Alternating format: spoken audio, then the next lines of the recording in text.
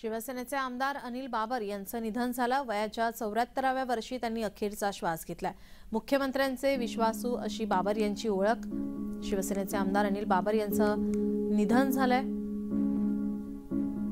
वयाच्या 74व्या वर्षी त्यांनी अखेरचा श्वास घेतला।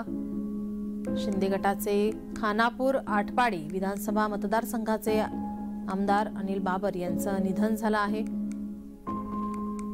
निमोनिया झाल्याने काल दुपारी सांगलीतील रुग्णालयामध्ये त्यांना दाखल करण्यात आलं होतं। मुख्यमंत्री एकनाथ शिंदे यांचे विश्वासू आमदार अशी बाबर यांची ओळख होती।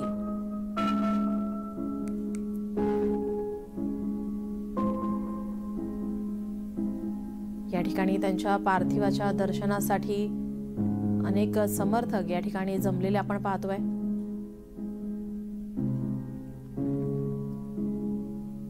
सांगलीमध्ये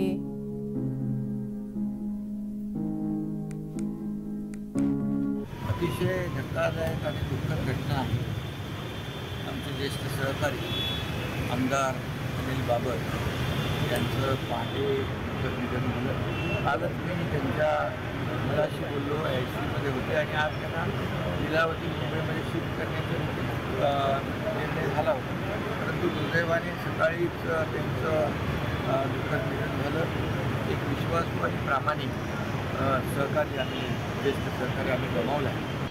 एक नेता आपल्यातनं निघून जाणं ही मला असं वाटतं की खरोखर एक मोठी क्षती आहे। मी त्यांना विनम्र श्रद्धांजली अर्पण करतो आणि खऱ्या अर्थानं जो काही प्रसंग कुटुंबावर आणि मित्रपरिवारावर ओढवलेला आहे तो सहन करण्याची शक्ती ईश्वराने द्यावी अशी ईश्वरचरणी प्रार्थना करतो।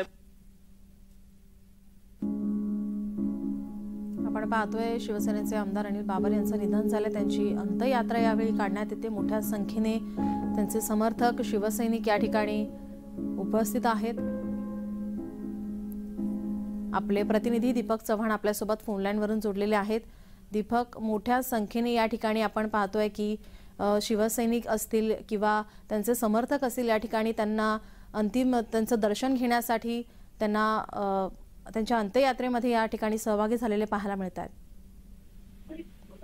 नक्कीच शिवसेनेचे हे ज्येष्ठ आमदार अनिल बाबर आहेत आणि त्यामुळे त्यांच्यावर प्रेम करणारा मतदारसंघातील मोठा जनसमुदाय आज त्यांच्या घरासमोर त्यांच्या गावी आलेला आहे। कारण आपल्या लाडक्या नेत्याचं अंतिम दर्शन घेण्यासाठी मोठ्या संख्येनं जनसमुदाय गार्डीमध्ये दाखल झालेला आहे आणि विट्यामधून अंत्ययात्रा काढल्यानंतर आता अनिल बाबर यांचं पार्थिव गार्डीमध्ये आणलं जाईल आणि त्या ठिकाणी गार्डीमध्ये सुद्धा अंत्ययात्रा होणार आहे आणि त्यानंतर गार्डीमधील एका ग्राउंडवर त्यांच्या पार्थिवावर अंत्यसंस्कार होणार आहेत। या पार्श्वभूमीवर विटा असेल किंवा तालुक्यामधील अनेक गावांनी बंद पाळून भावपूर्ण श्रद्धांजली अनिल बाबर यांना अर्पण केलेली आहे। थोड्याच वेळामध्ये मुख्यमंत्र्यांचे काही मंत्री सुद्धा गार्डी विट्यामध्ये दाखल होत आहेत आणि साधारण 3 वाजण्याच्या सुमारास अनिल बाबर यांच्या पार्थिवावर अंत्यसंस्कार होतील अशी प्राथमिक माहिती आहे। अगदी दीपक, आपण जर पाहिलं त्यांचे समर्थक असो कुटुंबीय असो अगदी त्यांना अश्रू अनावर झालेले आहेत, दुःख मोठं आहे, त्यांच्या काही प्रतिक्रिया समोर येतात। नक्कीच 2 दिवसापर्यंत आमदार अनिल बाबर हे वेगवेगळ्या कार्यक्रमांच्या माध्यमातून हे लोकांच्या मध्ये होते। वेगवेगळे लग्न सोहळे असतील किंवा स्थानिक कार्यक्रम असतील, कार्यकर्त्यांच्या भेटीगाठी असतील, हे सर्व 2 दिवसापर्यंत अनिल बाबर करत होते। मात्र काल अचानक त्यांना छातीमध्ये दुखू लागल्यामुळे आणि काही आजार त्यांना उद्भवल्यामुळे त्यांना तातडीनं ऍडमिट करण्यात आलं। लोकांना अजूनही विश्वास पटेना की आमदार अनिल बाबर आपल्यामध्ये नाही आहेत। मात्र आज ज्यावेळी त्यांचं पार्थिव सर्वांनी पाहिलं त्यावेळी सर्वांचेच अश्रू अनावर झाले।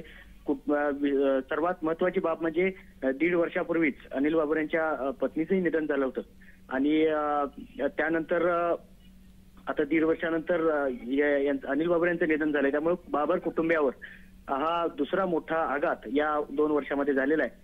त्यामुळे बाबर कुटुंबियावर प्रेम करणाऱ्या सर्व जनसमुदाय हा हळहळ व्यक्त करतोय आणि बाबर कुटुंबियांच्या दुःखात संपूर्ण पश्चिम महाराष्ट्र आणि त्यांचा पूर्ण मतदारसंघ सहभागी झालेला आहे। दीपक, धन्यवाद तुम्ही दिलेल्या या माहितीसाठी। शिवसेनेचे आमदार अनिल बाबर यांचं निधन झालं आहे। वयाच्या 74व्या वर्षी त्यांनी अखेरचा श्वास घेतलाय. मुख्यमंत्र्यांचे विश्वासू अशी बाबर यांची ओळख होती.